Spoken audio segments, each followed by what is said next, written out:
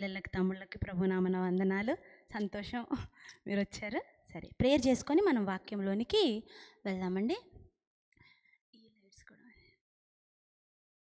ఆ లైట్స్ కూడా ప్రార్థన చేసుకుందాము. మరి యేసయ్య ఈరోజు మనతో మాట్లాడాలని ఒకవేళ మనం కోరుకున్నట్లయితే కేవలము యేసయ్య ఒక్కసారి నాతో మాట్లాడవా, ఈరోజు మరి నేనేం తీర్మానం చేసుకోవాలి, నేను ఎలాగనూ ఉండాలో నాకు సహాయం చేయవా యేసయ్య అని మనం ప్రార్థన చేసుకుంటూ ముందుకు వెళ్దామండి. ప్రేమ నమ్మకము కలిగిన మా యొక్క ప్రియ పరలోకపు తండ్రి, నీ శ్రేష్టమైన నామమునకు వందనాలు చెల్లించుకుంటున్నాను మా తండ్రి. ఈ యొక్క సమయంలో నాయనా తండ్రి ప్రభా, మరి వాక్యాన్ని మేము ధ్యానించనే ఉండగా నీ వాక్యమే నీవై ఉన్నావని చెప్పావు కదా ప్రభా, వాక్యే నేనై ఉన్నాను అని చెప్పావు. నీవు నాయన మా మధ్యలో ప్రత్యక్షమయ్యి మరి ఎన్నో మార్లు మొండి బారిన హృదయముతో నాయన నీ మాటల్ని లెక్క చేయకుండా ఉన్న స్థితి అనేకముగా ఉన్నది. నన్ను క్షమించండి. మరి ఈ సమయంలో నీ పరిశుద్ధమైన సింహాసనము దగ్గర నుంచి నాకును నాయన తండ్రి ప్రభా వాక్కులను దయచేయమని అయా నా పెదవులను తాకండి.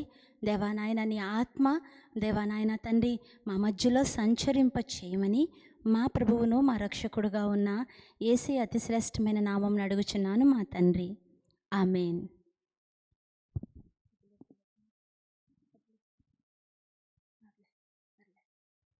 సరే అండి. సో ఈరోజు వాక్యానికి వెళ్ళే ముందు కొన్ని క్వశ్చన్స్ అడుగుతాను, ఓకేనా? మామూలుగా అయితే నేను ఎప్పుడు అడుగుతాను కదా. ఇంగ్లీష్ టీచర్ క్వశ్చన్స్ కూడా అడుగుతుంది ఇక్కడ కదా అనుకుంటారా? ఇంగ్లీష్కి సంబంధించింది ఏం అడగనులేండి. సరే, ఈరోజు మళ్ళీ వాక్యం చదువుకొని వచ్చారా?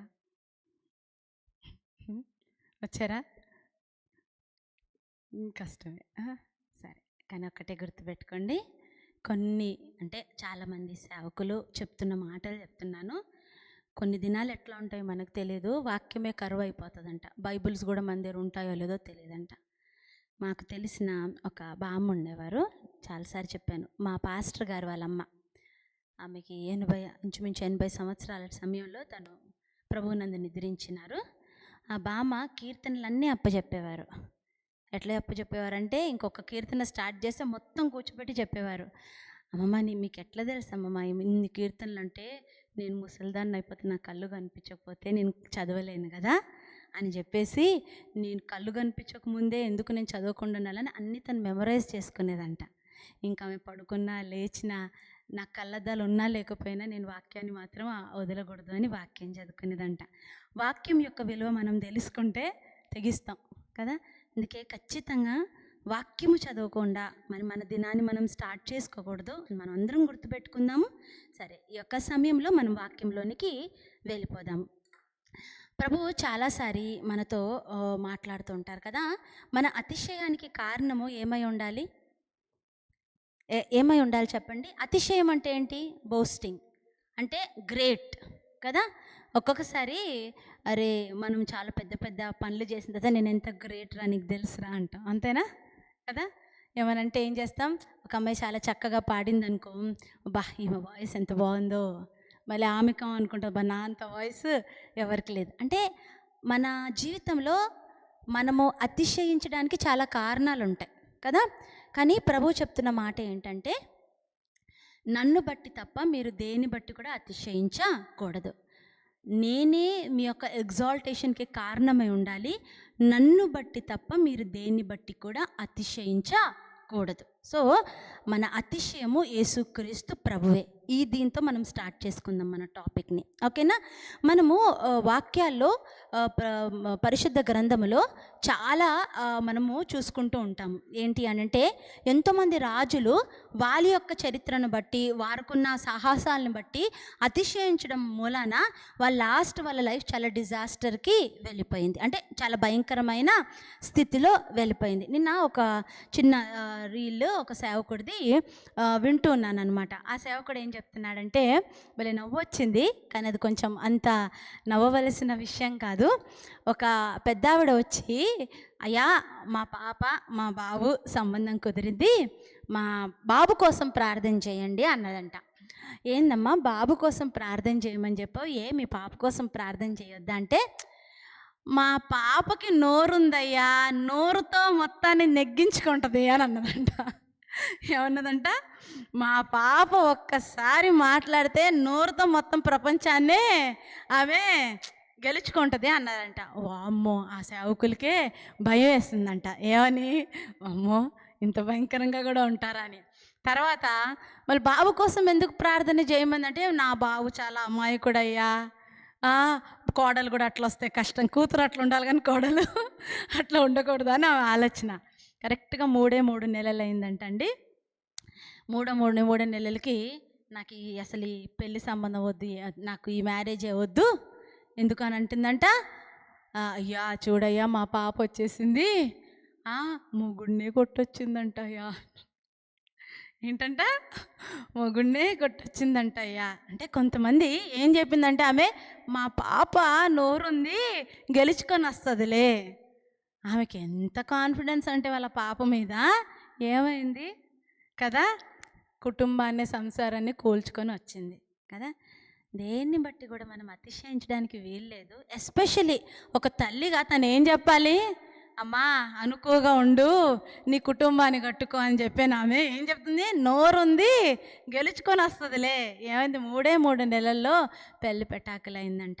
ఈ మాట చెప్పినప్పుడు చాలా బాధేసింది. ఎందుకంటే నేను ఒక్కొక్కసారి అనిపిస్తాను, I'm so blessed to have మా మదర్ కానీ ఎప్పుడు కానీ ఏమైనా పరిస్థితుల్లో మేము వెళ్తే ఎప్పుడు మాకు సపోర్ట్ చేయరు. పాస్టర్ గారు వాళ్ళ తల్లికే సపోర్ట్ చేస్తారు. ఏంటంటే, నీ బాధ్యతది, నువ్వు ఏదైనా లోబడి ఉండాలి, నువ్వు దేన్ని బట్టి ఏమైనా కానీ నువ్వు మాత్రం వాళ్ళకే లోబడి ఉండాలి అని. నిజంగా we are blessed to have that kind of mothers కదా. ఈ సమయంలో ఎందుకు ఈ అతిశయించే విషయంలో ఇది చెప్తున్నానంటే, కొంతమంది వాళ్ళకున్న టాలెంట్స్ని బట్టి అతిశయిస్తారు కదా, వాళ్ళకున్న దాన్ని బట్టి అతిశయిస్తారు, కానీ దానివల్ల వచ్చే ప్రయోజనము ఏమీ లేదు. మనము పరిశుద్ధ గ్రంథంలో ఒక వాక్యాలు తీద్దాము. అపోస్తలులు రాసిన గ్రంథము 12వ అధ్యాయము 21 నుంచి 23 వచనాలు చదువుదాం. ఎవరైతే చదువుతారో దయచేసి వాళ్ళకి మైక్ ఇవ్వండి, అందరూ వినొచ్చు. చెప్తున్నాను. అపోస్తలులు రాసిన గ్రంథము 12వ అధ్యాయము 21 నుంచి 23 వచనాలు చదువుతాముడు. ఓకే. హేరోదు రాజవస్త్రములు ధరించుకొని కూర్చుండి వారి ఎదుటే ఉపన్యాసము చేయగా జనులు ఇది దైవస్వరమే కానీ మానవ స్వరము కాదని కేకలు వేసిరి. దేవుడిని మహిమ పరచనందున ఏమైందంట? వెంటనే ప్రభుదూత అతన్ని మొత్తినాడు. కనుక పురుగులు పడి ఏం చేసేదంట? పురుగులు పడి ప్రాణము విడిచెను. చాలా భయంకరం కదా. ఆయనంట ఏం చేస్తున్నాడంట? ఏదో ఒక ప్రసంగం జరుగుతుంది అక్కడ. అయితే ఆయన ప్రసంగం ఎంత మంచి వక్త అంటే చక్కగా మాట్లాడుతుంటే అక్కడున్న జనులందరూ ఏమన్నారంట? ఇది దైవస్వరమే, దేవుడే మాతో మాట్లాడుతున్నారు, దైవస్వరం అని ఈయనని దేవుడితో కంపేర్ చేశారంట. ఏమైందండి? ఇమ్మీడియట్గా చూడండి, వెంటనే ఏంటి? అప్పటికప్పుడే ప్రభుదూత అతని మొత్తెను గనుక పురుగులు పడి ప్రాణము విడిచెను. అప్పటికప్పుడు ఏమైందంట? పురుగులు పడి, హిస్టరీలో ఏం చెప్తారంటే ఇంచుమించు 4-5 డేస్ అంట ఆయన ఆ పురుగుల బారితో బాగా బాధపడి చనిపోయాడంట. ఎవరంటే ఆయన పేరు హేరోదు అగ్రిపా. ఏంటి, ఇలా తాతలు ముత్తాతలు కూడా డేంజరోలే. ఎందుకంటే యేసుక్రీస్తు పుట్టినప్పుడు హేరోదు రాజు ఎంతోమంది చిన్న పిల్లల్ని కదా చంపివేసినాడు. వాళ్ళ ఖాందం నుంచి వచ్చిన వ్యక్తి కాబట్టి ఈయన కూడా అటువంటి స్వభావంతోనే ఉన్నాడు. ఏం చేశాడు అనంటే ఏంటి, ఒకటేసారి మనం ఏంటంటే ఎప్పుడైనా ఎవరైనా మనల్ని పొగుడుతున్నప్పుడు మనం చాలా జాగ్రత్తగా ఉండాలి. నువ్వు చాలా గ్రేట్ అంటే ఇక్కడ డేంజర్ ఉన్నది, వామ్మో నేను కొంచెం పొంగకూడదు అని అనుకోవాలి. ఎందుకంటే పొగడత మన వల్ల ఏమి కాదండి. దేవుడికి సమస్తమైన పొగడత చెల్లాలని చెప్పేసి కొంచెం తగ్గు ఆపు కదా అంటారు కదా. అబ్బా మీరు సూపరు, మీరు చక్కగా అంటారు కదా, ఓ మునగ చెట్టు ఎక్కకూడదు, ఎందుకంటే ఇట్ ఈస్ వెరీ డేంజరస్. ప్రభు మాటనే అది ఉందన్నమాట. సో ఇక ఇక హేరోదు ఏంటి అగ్రిప్ప ఎప్పుడైతే ఇది దైవ స్వరమే అన్న టైంలో, no it's not God's voice అని చెప్పేసి తను తగ్గించుకొని ఉంటే బాగుండేది, కానీ ఆయన అతిశయించినాడు. అప్పుడు ఆయన పురుగులు పడి చచ్చిపోయాడంట. సో చాలా జాగ్రత్తగా ఉండాలి ఏ విషయంలో కానీ, ఏమైనా కానీ. దేవుడి యందు ఒక్కొక్కసారి అపవాది ఏం చేస్తుంది అనంటే కదిలిస్తుంది మనల్ని. ఏంటి అనంటే నువ్వు సూపర్లే అని అంటది. వామ్మో ప్రభువా నేను తగ్గాలని. ఇదే మరి ఈ వాక్యం చదివితే ఎక్కువైపోద్ది. కానీ దానియేలు గ్రంథంలో 4వ అధ్యాయంలో కూడా నెబుకద్నెజరు కూడా సేమ్ అండి. ఇట్లాగనే ఏమవుతుంది అంటే ఆయనంట తనకున్న సమస్తమును చూసి, నాకు ఎంత బాగుంది నా మ్యాన్షన్స్, ఈ రాజ్యం అంతటా కదా 4వ అధ్యాయం 31వ వచనంలో ఆ మాట ఉంటుంది. కానీ అప్పటికప్పుడు ఏమైపోతుందంటే 7 సంవత్సరాలు ఆయన అడవి జంతువులాగా ఆయన బ్రతుకుతాడు. అంటే మనం చరిత్రలో చూస్తుంటే కూడా ఏం జరుగుతుందంటే దేన్ని బట్టి కూడా మనము అతిశయించడానికి మనము అసలు ప్లేస్ ఇవ్వకూడదు. సో దీంతో ఈరోజు మనము చదివే వాక్య ధ్యానంలోనికి వెళ్ళిపోదాము. ఈ యొక్క సమయంలో మొదటి దినవృత్తాంతాలు కదా మనం చదివింది. మొదటి దినవృత్తాంతములు 21వ అధ్యాయంలో మనం ముందుకు వెళ్ళిపోదామండి. ఏం జరుగుతుంది అంటే ఇదంతా పెద్దగా ఉంటుంది కాబట్టి కొన్ని వచనాలు మాత్రమే నేను తీసి చెప్తాను, ఓకేనా? ఏం జరుగుతుంది అంటే మొదటి దినవృత్తాంతములలో మనందరికీ తెలుసు కదా, దేవుని హృదయానుసారుడైన దావీదు ఒక తప్పు చేస్తాడు. ఆ తప్పు ఏంటో మనం దీంట్లో చూసుకుందాం. ఏంటంటే దావీదు అసలు ఎంతమంది శత్రువులను ఓడించినాడో చరిత్రే దానికి రుజువు. చాలా అదేంటి బల శౌర్యుడు, దేవుడితో ఉన్నవాడు, ప్రభు ఏది చెప్తే అది చేసేవాడు, ప్రభు ఆలోచనలు ఎలాగున్నాయో అటువంటి ఆలోచనలు కలిగినవాడు. అయితే ఇక్కడ ఏం చెప్తుంది చూడు, ఫస్ట్ వచనము, తర్వాత సాతాను ఇజ్రాయేలునకు విరోధముగా లేచి ఇజ్రాయేలీయులను లెక్కించుటకు దావీదును ప్రేరేపింపగా. ఏం జరుగుతుందంటే అక్కడ సెన్సస్ అంటే జనాభా సంఖ్య, ఓకేనా, లెక్కించాలని దావీదుని ప్రేరేపించిందంట. సాతాను దావీదుని ప్రేరేపించడం ఏంటి? ఇక్కడ ఫస్ట్ ఒక క్వశ్చన్ ఏంటంటే, మనం ఎప్పుడైనా గుర్తు చేసుకోండి, ప్రభువుకి మనం ఎంత దగ్గరగా అయినప్పటికీ కూడా ఏదో ఒక చిన్న విషయంలో సైతానికి మనం చోటిచ్చామనుకో అయిపోయింది. We are the slaves to Satan. చూడండి, అసలు సాతాను దావీదుని ప్రేరేపించడం ఏంటి? వింతగా ఉంది కదా. సాతాను అంటే దావీదుని ప్రేరేపించడం ఏంటి? మనం ప్రభువులో ఉంటే మన ఆలోచనలన్నీ ప్రభు వైపు ఉంటాయి. సైతాను ప్రేరేపణకు మనం ఎందుకు మొగ్గుతాము కదా. కింద ఏం జరుగుతుంది, ఏమని ప్రేరేపించిందంట వినండి. ఇజ్రాయేలీయులను లెక్కించుటకు. అసలు ఇజ్రాయేలు లెక్కించడం ఏంటి, దావీదుని ప్రేరేపించడం ఏంటి అంటే జనాభా సంఖ్య తప్ప అని ఒక డౌట్ వస్తుంది. దావీదు యోవాబునకును జనుల యొక్క అధిపతులను, మీరు వెళ్ళి బేర్షా మొదలుకొని దాని వరకు ఉండు ఇజ్రాయేలీయులను ఎంచి వారి సంఖ్య నాకు తెలియుటకై నా యొద్దకు దాన్ని తీసుకొని రండి అని ఆజ్ఞ ఇచ్చెను. ఇక్కడ ఏం జరుగుతుందంటే ఆ ముందు అధ్యాయంలో ఇదే సేమ్ వచనము, 2వ సమూయేలు 24 కూడా సేమ్ రెఫరెన్సెస్ అనమాట.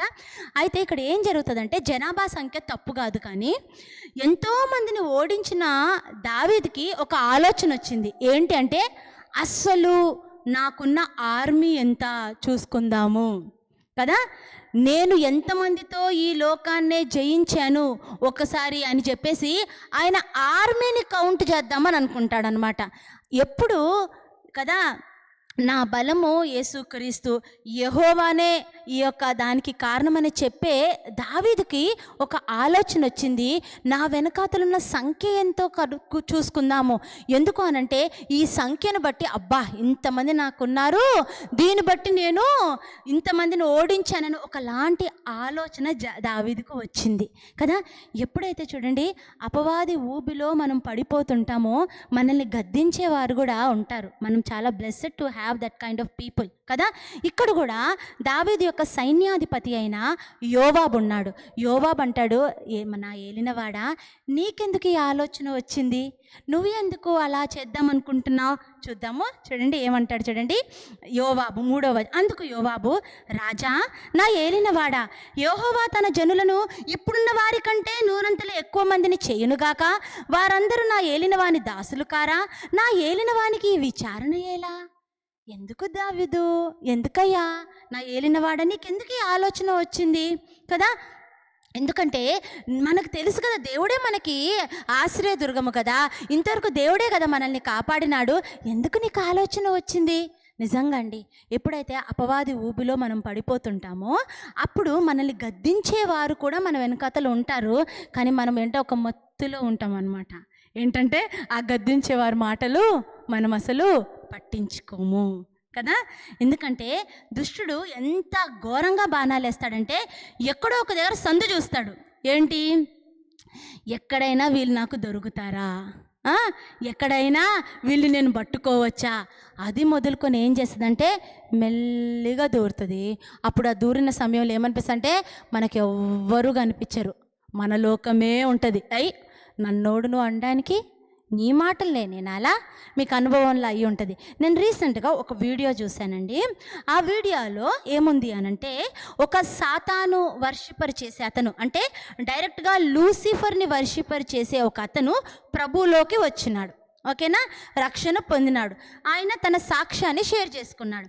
ఏం షేర్ చేసుకున్నాడు అనంటే, నేను ఎప్పుడు కూడా క్రైస్తవులు, మాకు ఒక ఆర్గనైజేషన్ ఉంది, ఆయనకంటే ఒక ఆర్గనైజేషన్ ఉందంట. అదేం ఆర్గనైజేషన్, ఎలా దేవుడి బిడ్డల్ని పడేయాలి. ఆయన టార్గెట్ అదంట, ఎలా దేవుడి బిడ్డల్ని పడేయాలి, ఆయన టార్గెటే అదంట. అని కొంతమంది అంట, ముఖ్యంగా చాలా ప్రార్థన చేసే వాళ్ళు ఉన్నారంట, అదంటే పరిచర్య చేసే వాళ్ళు ఉన్నారంట, భార్యాభర్తలు కూడా చాలా అందరికీ రక్షణ వార్తను అందించే వాళ్ళు ఉన్నారంట. ఆయన చెప్పిన మాటల్లో కొన్ని చాలా ఉన్నాయి. కొన్ని ముఖ్యమైన విషయాలు ఏం చెప్పాడు తెలుసా అండి, మనము పడుకునే ముందు ఏమి చేస్తామో దట్ కౌంట్స్ ఎ లాట్. ఏంటి, మనం పడుకునే ముందు ఏమి చేస్తామో అది చాలా చాలా ఇంపార్టెంట్. ఒక యవనస్తుడు ఉండేవాడంట. ఆ యవనస్తుడు అనేక మందిని దేవుళ్ళు నడిపించేవాడంట. కానీ ఆయనకి 2 యవనస్తుల గురించి చెప్పాడు. ఆయనకున్న ప్రాబ్లం ఏంటంటే, పడుకునే ముందు ఆయన రీల్స్ చూసేవాడంట. ఏం చూసేవాడంట, మనకందరికి ఎక్కడొక్కడ తాకుతుంది కదా, రీల్స్ చూసేవాడంట. మళ్ళీ అది కూడా చెత్త రీల్స్ కాదంట, ఏదైతే దేవునికి సంబంధం లేనివే మంచి రీల్సే చూసేవాడు, కానీ రీల్స్ అయితే చూసేవాడంట. ఆ రీల్స్లలో ఎక్కడో ఒక దగ్గర అపవిత్రమైన ఆత్మ ఉండేదంట. అందరూ అంటారు కదా, సినిమాలు చూస్తే పాపమేముంది, సినిమాలు చూస్తే తప్పేముంది. మరి సినిమాలు చూస్తే తప్పేముందంటే, నువ్వు చర్చిలో వచ్చి సినిమా పాటలు పాడతావా? ఎందుకు పాడు? తప్పేముంది అన్నవాళ్ళు సరే చర్చిలో కూర్చొని మనం ఆరాధనగా సినిమా పాటలు పాడదాం కదా. మన మనస్సాక్షికి తెలుసు, ఎందుకంటే ఆ సినిమాల్లో ఎక్కడో ఒక దగ్గర ఈవిల్ ఉంది కదా. అయితే ఆ యవనస్తుడంట ఆ రీల్స్ చూసి చూసి సైతానికి దొరికేదంట. అది చూస్తూ చూస్తూ చూస్తూ ఆయన ఎంతగా అడిక్ట్ అయిపోయాడంట. రీల్స్ ఒక యవనస్తుడు, ఇంకొతనేమో గేమ్స్ అంట కదా. ఆ గేమ్స్ ఆడి ఆడి అంట ఆయన లోపల ఒకలాంటి కోపము, ద్వేషం మొదలైందంట. గెలవాలి గెలవాలి గెలవాలి. ఆ గేమ్స్లో అంతేనా, అంతే ఉంటుందా, నేను గెలవాలి నువ్వు గెలవాలి, నేను గెలవాలి నువ్వు, అంతే ఉంటుంది కదా. ఆయనకి ఎంత కసి పెరిగిందంటే, ఎవరేం చెప్పినా నేను గెలవాలి గెలవాలి గెలవాలి. ఆ కోపము ద్వేషంగా మారి లాస్ట్కి ఆ యొక్క ద్వేషం, ఆయన మానవ స్వభావము అది దేవుడి స్వభావానికి మారిపోయి లాస్ట్కి భయంకరంగా యవనస్తుడు ఆత్మలో పడిపోయినాడంట. అసలు ఈ మాటలు చెప్తున్న సమయంలో నాకు అనిపించింది, సైతానికి ఒక్క చోటు ఇస్తాం మనము, అది ఎప్పుడు మనల్ని క్యాప్చర్ చేస్తుందో మనకు తెలియదు. దేవుని హృదయానుసారుడైన దావీదు చోటిచ్చాడు. ఏంటి, నా బలం ఎంతుందో చూసుకుందాము అని లెక్కించమన్నాడంట యోవాబు. కానీ యోవాబు, ఎందుకయ్యా, ఎందుకు నువ్వు ఇలా చేస్తున్నావు అంటే ఏం చేస్తాడు చూడండి. దావీదు అంత చక్కగా చెప్తే 4వ, అయినను యోవాబు మాట చెల్లక రాజు మాటయే చెల్లును గనుక యోవాబు ఇశ్రాయేలు దేశమంతటా సంచరించి తిరిగి యెరూషలేమునకు వచ్చి జనుల సంఖ్య వెరిసి దావీదునకు, మరి చిన్నోడు కదా యోవాబు ఎవరండి, దావీదు యొక్క అక్క కుమారుడు అనమాట. ఓకేనా, యోవాబు దావీదు యొక్క అక్క కుమారుడు, అలాగనే సైన్యాధిపతి కూడా. అయితే ఆయన మాట చెల్లలేదు, వెళ్ళిపోయాడు. ఇంచుమించు 9 నెలల వరకు ఈ జనాభా సంఖ్య నడిచిందంట. అప్పటి వరకు కూడా దావీదుకి ఏమనిపించలే, నేను బాగానే ఉన్నానులే అనుకున్నాడు. ఎక్కడో ఒక 9 నెలల తర్వాత మెల్లగా ఆయనకి బల్బు వెలిగింది. ఏం వెలిగింది చూడండి, 7వ వచనం. ఈ కార్యము దేవుని దృష్టికి ప్రతికూలమగుట చేత ఆయన ఇజ్రాయేలును బాధ పెట్టెను. దావీదు అప్పుడు ఏమన్నాడు, నేను ఈ కార్యము చేసి అధిక పాపము తెచ్చుకొంటిని, నేను మిక్కిలి అవివేకముగా ప్రవర్తించి తిని, ఇప్పుడు నీ దాసుని దోషము పరిహరించమని దేవునితో. దావీదులో ఉన్న మంచి గుణం ఏంటంటే, ఎప్పుడైతే ఇది నువ్వు తప్పు చేశావు అన్న వెంటనే లేదులే ఇట్లా జరిగింది కాబట్టి నేను తప్పు చేసిన అనే స్వభావం దావీదుకి లేదు. వెంటనే ఆయనలో ఉన్న స్వభావం ఏంటంటే, అవును నేను తప్పు చేశాను. అర్థమైందా? దావీదులో ఉన్న బ్యూటిఫుల్ నేచర్ ఏంటంటే, తప్పు చేస్తాడు, వెంటనే ఎవరైనా గద్దించే సమయంలో ఏ పో నువ్వేంది నాకు చెప్పేది అనే స్వభావం దావీదుకి లేదు. వెంటనే ఒప్పుకుంటాడు, అవును నేను ఎందుకు ఇంత అవివేకమైన పని చేశాను, అయ్యో అని ఏం చేశాడంట, మనుషుల దగ్గరికి వెళ్ళలేదంట, దేవుని దగ్గర మొర్ర పెట్టుకున్నాడంట. ఒక్కొక్క స్వభావాన్ని మనం చూసుకుంటే నిజంగా అనేకమైన విషయాల్లో సైతాను మనల్ని ప్రేరేపిస్తాడు. సైతానికి వంగినవా, నీ వెనకాతల మనుషులు ఉంటారు, నేను గద్దిస్తుంటారు, అది తప్పు ఆయన కూడా వినలేదా. ఎక్కడో ఒక దగ్గర దేవుని యొక్క ఆత్మ నిన్ను కదిలిస్తుంటుంది, నువ్వు తప్పు చేస్తున్నావే, అది తప్పే అని చెప్తూ ఉంటుంది కదా. వెంటనే నీ తప్పుని తెలుసుకొని నువ్వు వెంటనే అయ్యా నేను తప్పు చేశాను అని మొరపెట్టుకున్న వెంటనే మన కనికర సంపన్నుడు మన దేవుడు ఎంత గొప్పవాడంటే పరిగెత్తుకుంటూ వచ్చి మనల్ని హత్తుకుంటాడు. అది ఒక్కటే దేవుడు కోరుకుంటాడు. అయితే ఎప్పుడైతే ఇది అన్నాడో, మళ్ళీ ఎప్పుడు నేను చెప్తాను, చేసిన తప్పుకి కాన్సిక్వెన్సెస్ అయితే మనము అనుభవించాలి. తప్పు చేసిన తర్వాత దాని యొక్క పర్యవసనాలు ఖచ్చితంగా ఈ లోకంలో మనము అనుభవించాలి. దానికి వచ్చే పాపము దేవుడు కొట్టవేస్తాడు, కానీ దాని యొక్క రిజల్ట్ మాత్రం మనము అనుభవించక తప్పదు. అప్పుడు ఒక ప్రవక్త వచ్చి, దీర్ఘదర్శి అయిన, చూడండి కింద ఉంటుంది ఏమంటది, గాదు అనే దీర్ఘదర్శకుడు 9వ వచనంలో ఉంటాడు. గాదు ఆయన వచ్చి ఏం చేస్తాడు, నువ్వు దావీదు నువ్వు తప్పు చేసావు, అయితే నేను నీకు దగ్గర 3 ఆప్షన్స్ పెడుతున్నా అంటాడు. ఏమంటాడు, 3 ఆప్షన్స్ నీకు ఇస్తున్నాను. ఏంటి అనంటే, ఫస్ట్ ఆప్షన్ ఏంటి అంటే 3 ఏండ్ల పాటు కరువు కలుగుట. ఏమంటాడు మీకు అర్థమవుతుందో లేదో, నువ్వు తప్పు చేసావు కదా, తప్పు చేసినందుకు నువ్వు ఖచ్చితంగా దాన్ని అనుభవించాలి. అయితే నేను నీకు 3 ఆప్షన్స్ ఇస్తున్నాను. మళ్ళీ 3 ఏళ్ల పాటు కరువ అంటే ఏంటి, తిండి లేకపోవడం. ఓకే, సెకండ్ ఆప్షన్ ఏంటి, 3 నెలల పాటు నీ శత్రువుల కత్తి దూసి నిన్ను తరుమగా నీవు వారి ఎదుట నిలవలేక నశించిపోవుట. ఫస్ట్ 3 months కరువు, 3 months శత్రువుల్ని, మళ్ళీ శత్రువులు అయితే నీ మీద దాడి చేస్తారు, నువ్వు పరిగెత్తాలి వాళ్ళ దగ్గర నుంచి, అదా. మరి ఇంకోటి ఏంటి, 3 దినముల పాటు దేశమంతా యెహోవా కత్తి అనగా తెగులు నిలుచుట. అంటే 3 రోజులు నేను తెగులు పంపిస్తా, అంటే ఏదో ఒక రోగం పంపిస్తా, ఏదేంటి ప్లేగ్ పంపిస్తా అంటాడు. ఈ 2 ఆప్షన్స్లో అసలు దావీదు ఎంత చక్కనైన వ్యక్తి అంటే 3 ఆప్షన్స్ ఇచ్చాడు. ఏంటంటే ఫస్ట్ ఆప్షన్ ఏమో కరువు ఉంటుంది. కరువు అంటే జనులందరూ ఆకలితో అలమటిస్తుంటే ఊరుకుంటారా, ఖచ్చితంగా వేరే వాళ్ళని, పక్క దేశం వాళ్ళని అడగాలి, వేరే వాళ్ళ మీద ఆధారపడాలి. 2వ ఆప్షన్ ఏముంటుంది చెప్పండి, శత్రువులు నేను వెంబడిస్తారు, వాళ్ళతో నువ్వు తప్పించుకొని పరిగెత్తాలి, అక్కడ కూడా ఏంటి మనుషుల మీద ఆధారపడాలి. 3వ ఆప్షన్ మాత్రం ఏం చెప్పాడు అనంటే, నీ దేశంలో నేను తెగులు పంపిస్తా. దావీదన్న చక్కనైన మాట చూడండి. అందుకు దావీదు, నేను మిక్కిలి ఇరుకులో చిక్కుకుని ఉన్నాను, యెహోవా మహాకృపగలవాడు, నేను మనుషుల చేతిలో పడక ఆయన చేతిలోనే పడుదునుగాక. నేను మనుషుల చేతుల్లో పడే కంటే నేను ఎవరి చేతిలో పడతా. ఎంత బ్యూటిఫుల్ చూడండి. మనం ఏదైనా బాధ వచ్చిన సమయంలో, కష్టం వచ్చిన విషయంలో మనం ఎవరు ఆశ్రయం కోరుకుంటా, ఈమె హెల్ప్ చేస్తే బాగుండు, ఆయన హెల్ప్ చేస్తే బాగుండు, నన్ను వీలు ఆదుకుంటే అనుకుంటామా లేదా? కానీ దావీదు ఏమన్నాడు తెలుసా, ఈ మనుష్యుల చేత పడే కంటే నేను ఎవరి చేతిలో పడతాను, దేవుడి చేతిలోనే అయిపోతుంది కదా. ఒక్కొక్క నేచర్ మీరు గుర్తు చేసుకున్నారా? మన జీవితానికి దగ్గరగా ఉంది కదా. తప్పులు చేస్తాము, గద్దించే వారి మాటలు వినము, తప్పు తెలిసినప్పుడు క్షమాపణ అడిగిన టైంలో దేవా ఇంకా నువ్వే నాకు దిక్కు ప్రవ్వా, మనుషులు వద్దు ప్రవ్వా. మనుషులు ఎవ్వరు మనల్ని అర్థం చేసుకోరండి. మా పాస్టర్ అంకుల్ ఎప్పుడు ఒక మాట చెప్పేవారు, ఒకవేళ ఆడపిల్లలు ఏదైనా తప్పు చేస్తున్న సమయంలో మామూలుగా తల్లులు ఏమంటారంటే, ఒరే నువ్వేం చేయకుండా వాడెందుకు వచ్చినాడే అని అంటారా లేదా? నువ్వు ఏదో చేయకుండా ఉండగా వాడు ఎందుకు ఎంత పడుతున్నాడు అని అంటారు కదా. మా పాస్టర్ అంకుల్ అంటారు, అది నిజమే కావచ్చు, కానీ నీ దేవుడు ఎప్పుడు అట్లా అన్నాడు. నీ దేవుడు నువ్వు చేయకుండా వాళ్ళెందుకు వచ్చిన అనడు, కానీ నీ తప్పును ఒప్పుకో అని అంటాడు. అంత కృపగలిగిన వాడండి. ప్రభు దగ్గర మనం వెళ్ళిన సమయంలో నువ్వే తప్పు నువ్వే తప్పు నువ్వే తప్పు ఇక ఏడు నొక్కుడు అని అన్నారు మన దేవుడు. మన యేసయ్య గొప్పవాడు. ఏమంటాడంటే నీ తప్పును ఒప్పుకో, నేనున్నాగా అని అంటాడు. కానీ అందుకే దావీదు అన్నాడు, మనుషుల చేత పడే కన్నా నేను యేసయ్య నీకు అప్పచెప్పుకుంటా. సో ఇంచుమించండి అండి, ఫస్ట్ రోజు తెగులు రాగానే 70,000 మంది చచ్చిపోయారంట. ఎంతమంది? 70,000 పీపుల్ అట్ ఎ టైమ్ చనిపోయారంట. చదువుదామా ఆ మాటని? ఎంత బాధ వస్తుంది చూడండి. ఆ మాట ఎక్కడుంది ఒకసారి చూడండి. అది కింద 14. కావున యెహోవా ఇజ్రాయేలు మీదికి తెగులు పంపగా ఇజ్రాయేల్లో 70,000 మంది చచ్చిరి. నువ్వు ఎవరినైతే లీడ్ చేస్తున్నావో చాలా జాగ్రత్తగా ఉండాలి.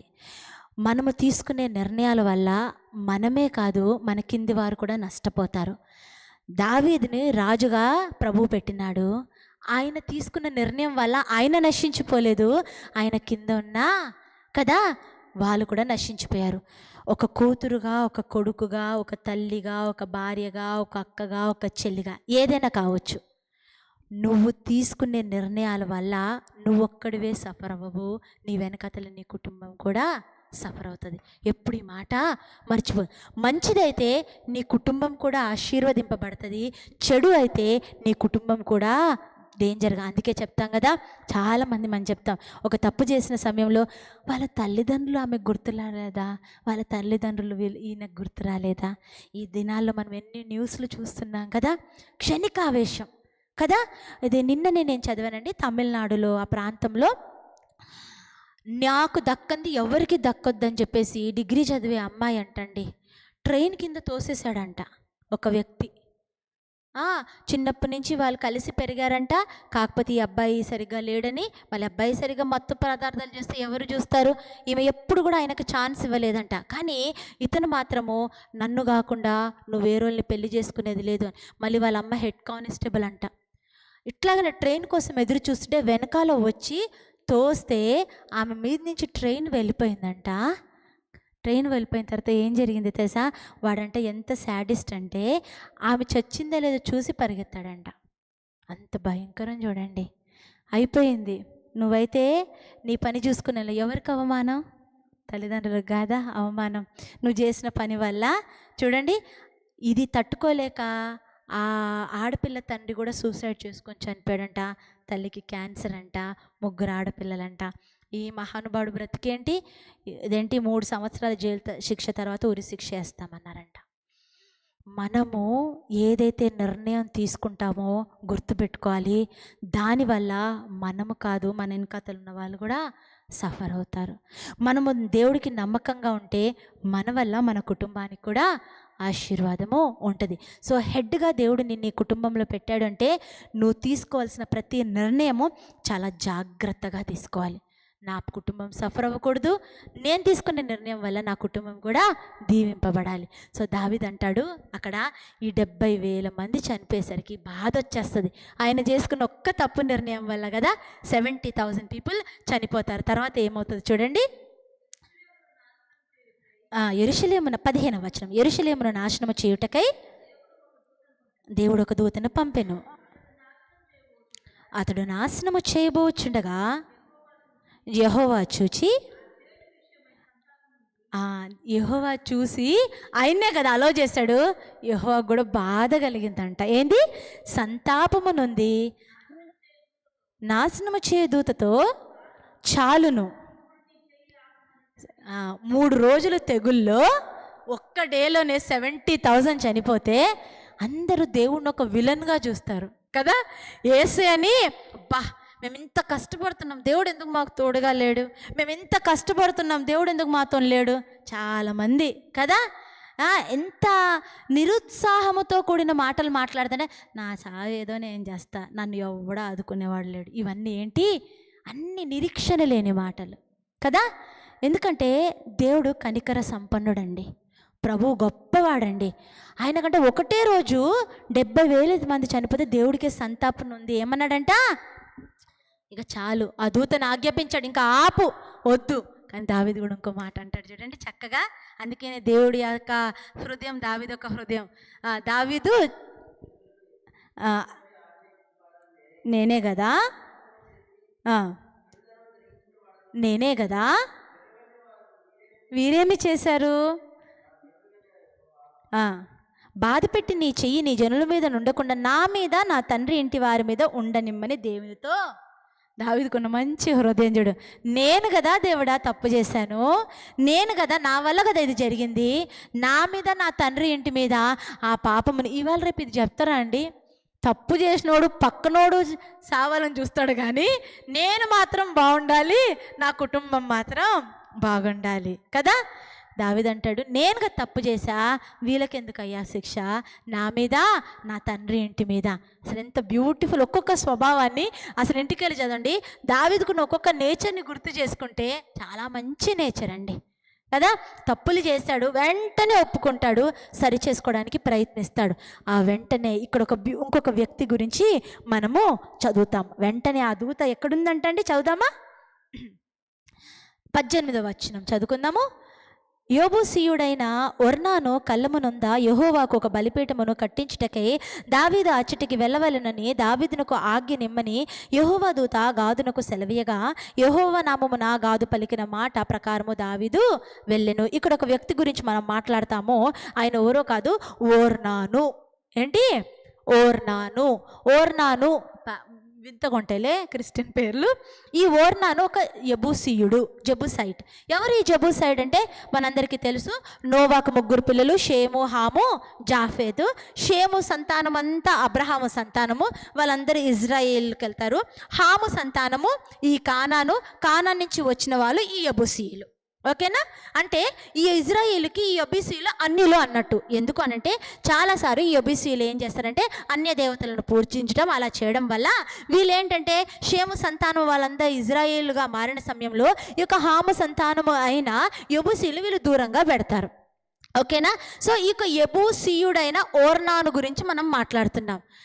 ప్రభు చూడండి, మీరు ఎవరైనా కావచ్చండి, నువ్వు నమ్మకంగా ఉండు, నిన్నే దేవుడు వాడుకుంటాడు. ఓర్నాను చేసిన మంచి పని ఏంటో చూసుకొని మనం ముగించుకుందాం. ఏంటి? ఓర్నాను చేసిన మంచి పని. ఓర్నాను అప్పుడు గోధుమలను నూర్చుచుండెను. దేవుడు ఏమన్నాడు? దేవుడు అంట దావీదుకి చెప్పిందంట, వెళ్ళు, ఓర్నాను కళ్ళమ్మ దగ్గరికి వెళ్ళు అని పంపించిందంట. అప్పుడు ఓర్నాను ఏం చేస్తున్నాడంట? గోధుమల నూర్చుచుండెను. అతడు వెనుకకు తిరిగి దూతను చూచినప్పుడు అతడును అతనితో కూడనున్న అతని 4 కుమారులు. వెంటనే ఆ దూత అక్కడే కదా. ఓర్నాను అంటే ఈ యొక్క ఓర్నాను కళ్ళమ్మ దగ్గర దూత నిలిచిపోయింది. అంటే దూత 70,000 మందిని చంపింది కదా. ఓర్నానుకి ఒక కళ్ళెము ఉండేది. కళ్ళెము అంటే ఏంటంటే ఈ గోధుమలు, బియ్యము అవన్నీ ఉంటాయి కదా, వాటిని సపరేట్ చేస్తారు. ఒక దాని ఇప్పుడు అదేంటి ఆక్సెస్తో కానీ, అంటే ఏంటంటే షాఫ్, పొట్టు ఒక దగ్గర, గోధుమలు ఒక దగ్గర, అటువంటి కళ్ళెము ఓర్నాన్ దగ్గర ఉండేదన్నమాట. సో ఎగ్జాక్ట్గా ఆ ప్లేస్ దగ్గర దేవదూత ఆగిపోయి అక్కడ వెళ్తుంది అనమాట. గాదుకి చెప్తుంది, ఎల్లు దావీదు, అక్కడికి వెళ్ళి ఒక బలిపీఠము కట్టు అని. అయితే వెంటనే ఓర్నాను ఎప్పుడైతే దేవుని దూతను చూశాడో భయపడిపోయాడంట. వాళ్ళ 4 కుమారులతో కూడా కలిసి అక్కడ దాగుకున్నాడంట. ఓర్నాను యొక్క నేచర్ని ఒక్కసారి మనం ధ్యానిద్దాము. దావీదు ఓర్నాను వద్దకు వచ్చినప్పుడు ఓర్నాను దావీదును చూచి కళ్ళములో నుండి వెలుపలకు వచ్చి తల నేల మట్టుకునకు వంచి దావీదునకు నమస్కారము చేసెను. ఈ తెగులు జనులను విడిచిపోవునట్లుగా ఈ కళ్ళపు ప్రదేశమందు నేను యెహోవాకు ఒక బలిపీఠము కట్టించుటకై దాని నాకు. ఇక్కడ దావీదు వెళ్ళి ఓర్నాను అడిగాడు అనమాట, నీకు ఈ కళ్ళం ఉంది కదా, ఇదే ప్లేస్లో కదా దేవుని దూత వచ్చి ఈ యొక్క మరణం ఆగిపోయింది కదా, ఈ కళ్ళం నేను కొనుక్కుంటాను అని అన్నాడంట. ఓర్నాను మామూలుగా అయితే ఏం చేస్తాము, ఎవరో ఒకరు వచ్చారు, వచ్చి ఈ ప్లేస్ దేవుడికి ఇవ్వవా, ఓర్నాను కళ్ళ వాళ్ళ నలుగురు ఆయన జీవన ఆధారమే అది అనుకుందాం, ఈ ప్లేస్ నాకు ఇవ్వవా అని అనుకుంటే ఆయన ఇజ్రాయేలుడా కాదు, ఆయన ఒక యెబూసీయుడు. ఆ టైంలో నిజంగా యెబూసీయులు ఇజ్రాయేల్కి బానిసలుగా ఉండేవారు. అయితే యోర్నాన్లో ఉన్న మంచి క్వాలిటీ చూద్దాము. సరే దావీదు రాజా నువ్వు కొనుక్కోలే, నేను ఇచ్చేస్తున్నా అని అనొచ్చు. కానీ యోర్నాన్ ఏమంటాడో చూడండి. ఈ తెగులు జనులకు విడిచిపోవునట్లు ఈ కల్లపు ప్రదేశమందు ఓర్నాను అన్న మాటలు ఒకసారి దానిద్దాం. రాజైన నా ఏలినవాడు దాన్ని తీసుకుని తన దృష్టికి అనుకూలమైనట్టు చేయునుగాక అన్నాడు. సరే రాజా నువ్వు ఇది అడిగినావు కదా, తీసుకో, ఇదిగో దహన బలులకు ఎద్దులు కట్టెలకై నురుపిండి సామాగ్రి, నైవేద్యమునకు గోధుమ పిండి, ఇది అంతయు నేనిచ్చేదనని దావీదుతో అనెను. అసలు ఈ మాటలో చెప్పనండి, రాజుకి ఏమైనా తక్కువ? సాక్రిఫైస్ చేయడానికి రాజు అన్నీ ఎమర్చుకొని వస్తాడు కదా. కానీ ఓర్నాన్ అన్నాడు, రాజా ఈ ప్లేస్ తీసుకో, బలికి కావాల్సింది ప్రతిది కూడా నేనే ఇస్తాను. చాలామందికి అంత పెద్ద హృదయం ఉండదండి, అర్థమవుతుందా? చాలామందికి ఆ రాజు ఇంత కడిగినాడు కదా, అమ్మయ్య నాకు మంచి రేటు పలికింది, నేను అమ్మేస్తాను, అప్పుడుతో ఖతం అని అనుకోలేదు. ఏమనుకున్నాడంటే, ఇదిగో రాజా నీకు ఇష్టం ఉన్నది, బేరాలు ఏం పెట్టలే, ఇంత డబ్బులకి అంత డబ్బులకి అనలా. తర్వాత ఏమన్నాడు, ఏదైతే నువ్వు బలిపీఠం కడతా అన్నావు కదా, దానికి కావలసిన ఎద్దులను కూడా నేనే ఇస్తాను. వెరీ ఫ్యూ పీపుల్ కండి అంత పెద్ద హృదయం ఉంటుంది కదా. దేవుడు అంటాడు కదా, పిసినార్తనం కూడా ఏంటి పాపం అండి. మళ్ళీ పిల్లలు మీకు తెలుసో లేదో కదా, పిసినార్తనం కూడా పాపమే. దేవుడు కోసము ఏమి ఇవ్వడానికన్నా మనము ఓపెన్ హార్ట్స్తో ఇవ్వడానికి రెడీగా ఉండాలి. అది ఏమైనా కాదు, అది సమయమే కావచ్చు, నీ యొక్క ప్రతీది కూడా ప్రభు కొరకై ఇదిగో కదా. ఏం చేయాలంటే ఈ సమయంలో నువ్వు ఉపయోగపడాలా, అన్నీ వదులుకొని దేవుడి కోసం ఉపయోగపడడానికి నువ్వు ముందుకు రావాలి. ఏదేదో ఎక్స్క్యూజెస్ చెప్తూ వెనకాతలు వెళ్ళాకన్నా ఈ యోర్నాన్లో ఉన్న మంచి స్వభావం ఏంటంటే, ఇదిగో దావీదు రాజా ఏంటి ఆ సాక్రిఫైస్కి కావాల్సినవన్నీ నేను ఇస్తా. ఆయనకి ఏమి పెద్ద దావీదుకి ఏం తక్కువ కాదు, కానీ దేవుడికి ఇవ్వాలనే ఆశ ఈ ఓర్నానికి ఉన్నది. Beautiful nature. తర్వాత దావీదు ఏమంటాడు, అమ్మో వద్దులే, దేవుడికి బలి ఇర్పించేటప్పుడు నేనెందుకు ఇట్లా ఫ్రీగా తీసుకోవాలి, లేదు కొన్ని ఎన్ని నాణాలండి, 600 తులముల బంగారమును అతనికి ఇచ్చెను. ఇప్పుడు ఇదే ఓర్నాను స్థలము యెరూషలేము. అర్థమైందా? ఇప్పుడు యెరూషలేము అంటాం కదా, ఈ ఓర్నాను కళ్ళమే ఇప్పుడు యెరూషలేము. మీరు ఎప్పుడైనా ఇజ్రాయెల్ అనగానే ఒక గోల్డెన్ టూంబ్ కనిపిస్తుందా కదా? ఇజ్రాయెల్ నువ్వు ఎప్పుడైనా చూస్తే ఒక గోల్డెన్ది టూంబ్ లాగా కనిపించి, ఇజ్రాయెల్ అనగానే ఇజ్రాయెల్ పిక్చర్ మీద ఏం కనిపిస్తుంది, ఒక మందిరం లాగా గోల్డెన్ కలర్. ఇప్పుడు ఇజ్రాయెల్ అది నాదంటారు, అరబ్బులు నాది, ఇది నాది, ఇది నాది అని పోరాడుతూ ఉంటారు కదా. అదే స్థలం అండి, ఇదే స్థలము ఏంటి, ఓర్నాను కళ్ళమే యెరూషలేము. ఇక్కడే ఇంకొకటి కూడా జరిగింది. ఇక్కడే ఏంటి అదేంటి అబ్రహాము ఇస్సాకును బలిచ్చిన కొండ పేరేంటి, మోరియా కదా కదా, మోరియానేనా, కరెక్ట్ కదా. ఈ యొక్క ఓర్నాను దగ్గరలోనే ఆ యొక్క కొండ కూడా ఉన్నది. దేవుడు అసలు యెబూసీయుడైన ఓర్నాను యొక్క స్థలమును ఎందుకు కోరుకున్నాడు? ఇంకోటి ఏంటంటే, ఇక్కడే దావీదు మందిరం కట్టాలనుకున్నాడు కానీ కట్టలేకపోయాడు. అదే సొలొమోను ఇదే ప్రాంతంలో ఆ యొక్క మందిరాన్ని కూడా కట్టినాడు. సొలొమోను కట్టిన మందిరమే ఓర్నాను కళ్ళెము కదా. నేను అనుకుంటాను ఓర్నాను కుటుంబం అంతా ఈ ఒక్క పని ద్వారా ఆ కుటుంబీకులందరూ ఆశీర్వదింపబడ్డారేమో కదా. ఆయన చేసిన ఒక్క చిన్నది, ఇదిగో దావీదు రాజా తీసుకో, ఏమన్నా కావాలా అది కూడా తీసుకో. ఆయన చేసిన దానికి దావీదైతే డబ్బులు ఇచ్చి కొనుక్కున్నాడు, కానీ ఆ స్థలము ఆయన మనస్ఫూర్తిగా ఇచ్చినందుకు ఆయన కుటుంబీకులందరూ ఆశీర్వదింపబడ్డారు. అక్కడే సొలొమోను కూడా మందిరాన్ని కట్టినాడు. ఆ మందిరానికి ఇప్పుడు గొడవలు జరుగుతున్నాయి, అది వేరే విషయము. అయితే మనం దీని నుంచి ఏం నేర్చుకోవాలి కదా. ఎప్పుడైతే ఓర్నాను అనుకోవచ్చు, ఈ రాజు వచ్చినాడు నేను మాత్రం ఎందుకు ఇవ్వాలి అని అనుకోవాలి, అది కాకపోయినా ఇంత డబ్బులకి నేను పొందుకుంటాను అని అనుకోలేదండి. తర్వాత నేనేమి చెయ్యాలి అని అనుకున్నాడు. వెంటనే ఎప్పుడైతే దావీదు అక్కడ బలిపీఠము కట్టినాడు, అంటే బలిపీఠం అంటే ప్రార్థన, ఆ దినాల్లో బలిపీఠం అంటే ఏంటి? ప్రార్థన. మనం నేర్చుకోవాల్సిన విషయాలు ఈ అధ్యాయాల్లో ఏంటి అంటే, మన అతిశయానికి కారణము యేసుక్రీస్తు తప్ప ఇంక ఏది కాదు. నీ సొంత ఆలోచనలతో నేనేమన్నా చేశానో అని నువ్వు అనుకునే ఎడలా గుర్తుపెట్టుకో, నీ వల్ల you are a useless person. When God is with you will be a useful person అంటారు కదా. ఇప్పుడు అంటుంటాం, గాడిద ఉంటుంది కదా, గాడిద మామూలుగా అట్లా నడేది. అదేంటి యెరూషలేంలో ఒట్టి గాడిద మాత్రం ఎంటర్ అయ్యి ఉండుంటే, మనకందరూ మట్టల ఆదివారం రోజు చూస్తాం కదా, ఉట్టి గాడిద యేసుక్రీస్తు లేకుండా ఎంటర్ అవుతుంది, దానికి అంత ఘనత దొక్కేదా? చీరలేసి కమ్మని అంటారా, తన్నుడు అంటారు కదా. ఆ గాడిదకి ఎందుకు ఘనత వచ్చింది? యేసయ్య ఆ గాడిద మీద కూర్చున్నాడు కాబట్టి ఆ గాడిదకు అంత ఘనత వచ్చింది. మనకి ఘనత రావాలన్నా మనం అసలు అది ఆలోచించకూడదు. దేవుడు మనల్ని ఉపయోగించుకోవాలన్నా మనము గాడిదలము. మన మీద యేసుక్రీస్తు ఎప్పుడు ఉన్నప్పుడల్లా ప్రభు మనల్ని ఉపయోగించుకుంటాడు. ఆ గాడిదకు ఊరికనే ఘనత రాలేదు.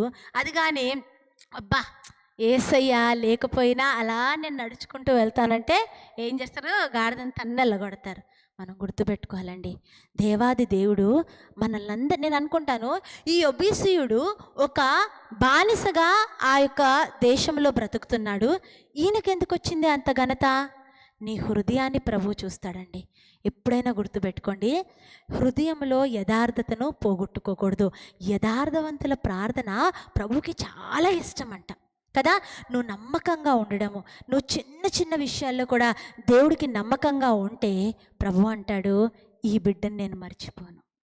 ఎక్కడున్నా ఈ బిడ్డ చాలా జాగ్రత్తగా ఉంది, ఈ బిడ్డను నేను మర్చిపోను అని అనుకుంటాడంట.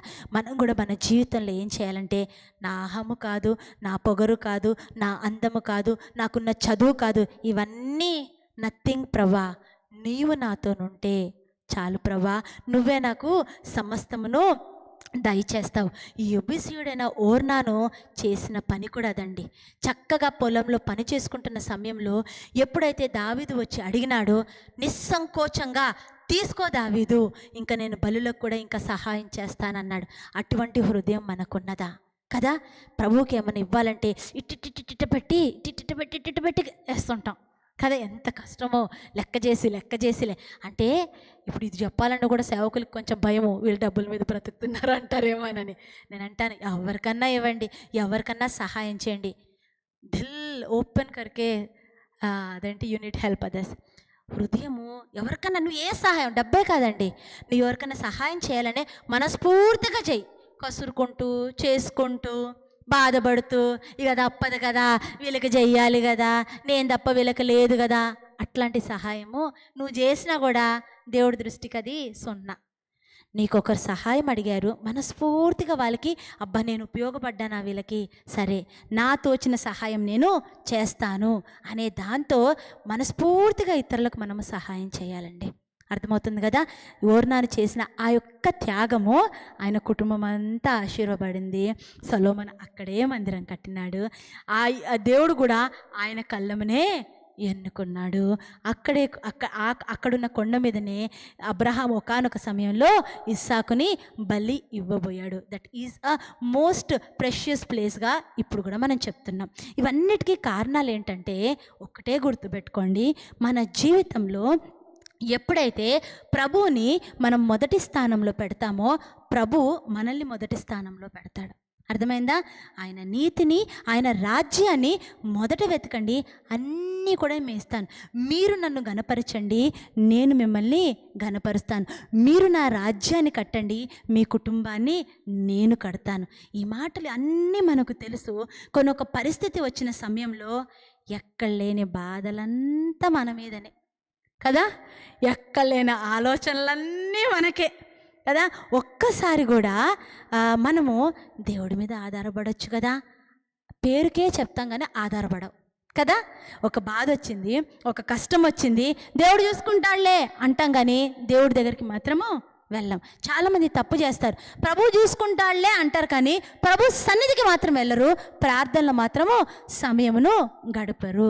కానీ దావీదు చేసే పని ఏంటంటే, ఎప్పుడు కష్టం వచ్చినా పరిగెత్తుకుంటూ వెళ్ళి దేవుడు పాదాల దగ్గరే ఉంటాడు. మన జీవితం ఎలాగుంది, మన పరిస్థితి ఎలాగుంది?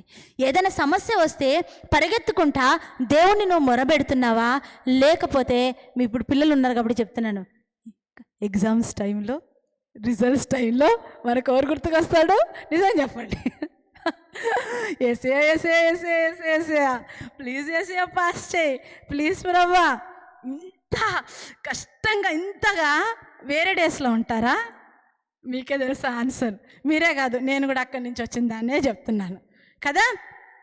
ఎగ్జామ్స్ టైంలో, రిజల్ట్స్ టైమ్స్లో దేవుణ్ణి పట్టుకున్నంత టైము వేరే టైంలో పడాక్ కదా. ఒకటే గుర్తు చేస్తున్నాను, సమస్య వచ్చినప్పుడు, బాధ వచ్చినప్పుడు నిజంగా ఆ టైంలో మాత్రమే ప్రభువును వెంబడించడము కాదు, కానీ ఏ సమయంలోనైనా ప్రభా నిన్ను మరిచి నేను ఎట్లా ఉండగలుగుతానయ్యా, నీకు దూరముగా నేను ఏం చేయగలుగుతానయ్యా. సిలువ ప్రేమ చాలా గొప్పదండి కదా. ఏం పట్టిందండి మన కోసము, మన పాపాల కోసము ఆయన సిలువలో మరణించడం ఏంటి? ఆయనకి ఏం పట్టింది? అవసరమా? పోతబోని అని అనుకోవచ్చు కదా. ఆయన పడిన దెబ్బలు మీకు అందరికీ తెలుసుగా. ప్యాషన్ ఆఫ్ క్రైస్ట్ చాలా ఫేమస్ కదా కదా. ప్రతి పాటలో ప్యాషన్ ఆఫ్ క్రైస్టే కదా. ఆ సిలువలో ఆయన ఇబ్బందులు పడడం, మెల్ గిబ్సన్ గారు క్యారెక్టర్ని పోర్ట్రే చేశారు కదా. ఆయనను చూస్తే బాబోయ్ తట్టుకోలేం. ఆ క్యారెక్టర్ ఆయన ప్లే చేస్తున్న సమయంలో చాలాసార్లు ఆయన ఎముకలు విరిగినాయంట. కొన్నిసార్లు నేను దేవుడి దెబ్బలేంటో చూసుకుందామని చెప్పేసి నిజంగా కూడా కొన్ని దెబ్బలు తిన్నాడంట. అసలు దాంట్లో ఒక్కటైతే చెల్లించిపోయేదంటే ఏంటంటే, ఒక్క రాడు పెట్టి ఇట్ట కొట్టిట్ట తీస్తే ఆ చర్మం వలిచి వస్తుంది. బాబోయ్, అది గుర్తు చేసుకోండి, ఎంత భయంకరం కదా. నేను మొన్ననే కదా బ్లాండినా గురించి మాట్లాడాను. ఎంతమంది అండి ప్రభు కొరకు వారి జీవితాలనే సమర్పించుకుంటున్నారు. మనము ఈ లోకంలో ఉన్న తుచ్చమైన వాటి కొరకై, ఈ లోకంలో ఉన్న అల్పమైన సంతోషాల కొరకై ప్రభువుని పక్కన పెట్టి ఆ సైతానికి మనము చోటిచ్చి భయంకరమైన పరిస్థితుల్లో పడిపోతున్నాం. ఈ దినాల్లో మనం శిలువ ధ్యానాలు చేస్తున్నాం. మనం గుర్తు చేసుకోవాల్సింది ఒకటే, ప్రభువా నా వల్ల ఈ లోకంలో ఏమైనా ఉపయోగం ఉందా? ఉంది అనంటే నన్ను వాడుకో ప్రభువా కదా. ఒక పాటలో ఉంటుంది, ఒక సేవకులు పాడతారు, నాది నాది నాది అంటూ విర్రవీగుచున్నావు, చచ్చినాక నీది అన్న దేహమైనా వచ్చునా కదా. చాలా నాది నాది నాది అంటూ విర్రవీగుచున్నావా, చచ్చినాక నీది అన్న దేహమైన వచ్చునా, కొంతసేపు కనబడి అంతలోనే మాయమైన అల్పమైన వాటికా ఆరాటం.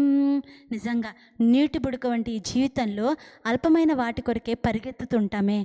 ఎందుకండి? దేవుడి కోసం మనం ఉపయోగపడకుండా ఎందుకు మన జీవితం? చదువుకునే టైంలో చదవండి, కానీ ఆ చదువు దేనికోసం అంటే ప్రభు కోసం నేను ఉపయోగపడాలి. నువ్వు చేసిన త్యాగము ఊరికనే మనం అనుకుంటాం కదా, మా తల్లిదండ్రులు ఇంత కష్టపడుతున్నారే, మా తల్లిదండ్రులకు నేను ఫెయిల్ అయిపోతే ఎట్లా అని తల్లిదండ్రుల గురించి ఎంత ఆలోచిస్తుంటాం కదా మనం. మరి దేవుడు కదా మన కోసం మరణించినాడు. ఆ దేవుడి కోసం మీరేం చేస్తున్నారు? ఒక్కసారి మనం పరీక్షించుకుందాం, ప్రార్థన చేసుకుందామండి. యేసయ్యా, నేను ఎప్పుడు కూడా దేని బట్టి కూడా అతిశయించను నాయన, నిన్ను బట్టి మాత్రమే నేను అతిశయిస్తాను. ఓర్నాను వంటి హృదయం నాకు ఇవ్వండి ప్రభా. ఆ ఓర్నాను తనకున్న కొంచెము భూమిని నీకు ఇచ్చినాడు యేసయ్యా.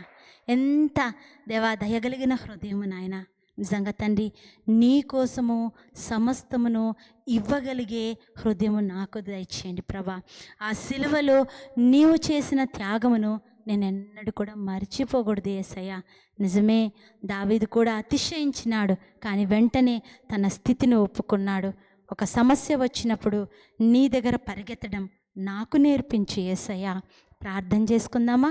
యొక్క సమయంలో నువ్వు ఎలాగనున్నా, నువ్వు ఒక్కసారి నీ పరిస్థితిని ఒప్పుకుంటే పరిగెత్తుకుంటూ హత్తుకునే దేవుడు మన యేసయ్య. నీకు ఒక సమస్య ఉన్నదా, బాధ ఉన్నదా, ప్రభు దగ్గర చెప్పుకో. నీకు వేదన కలుగుతుందా, నీ ఆలోచనలు మనుషులు అర్థం చేసుకోలేకపోతున్నారా, ప్రభు దగ్గర చెప్పుకో. కానీ ప్రభు దగ్గరికి వెళ్ళు. ఎప్పుడైతే నువ్వు వెళ్తావో ప్రభు యొక్క మెల్లనైన స్వరము నీతో మాట్లాడుతుంది. ఆ స్వరం వినాలంటే ప్రభు సన్నిధిలో నీవు కనిపెట్టుకోవాలి.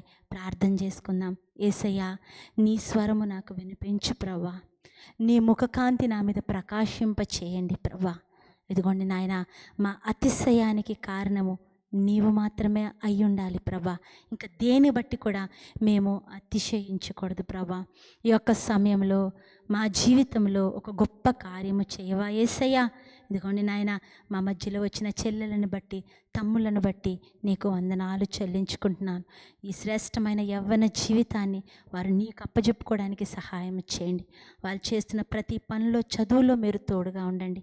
ఇదిగోండి నాయన, ఈ వాక్యాన్ని చెప్పుచున్న నేను ఎక్కడ కూడా నాయన తండ్రి ప్రభా ఫెయిల్ అయిపోకుండా నిన్ను ముందట పెట్టుకునే భాగ్యమును మీరు నాకును దయచేయండి ప్రభా.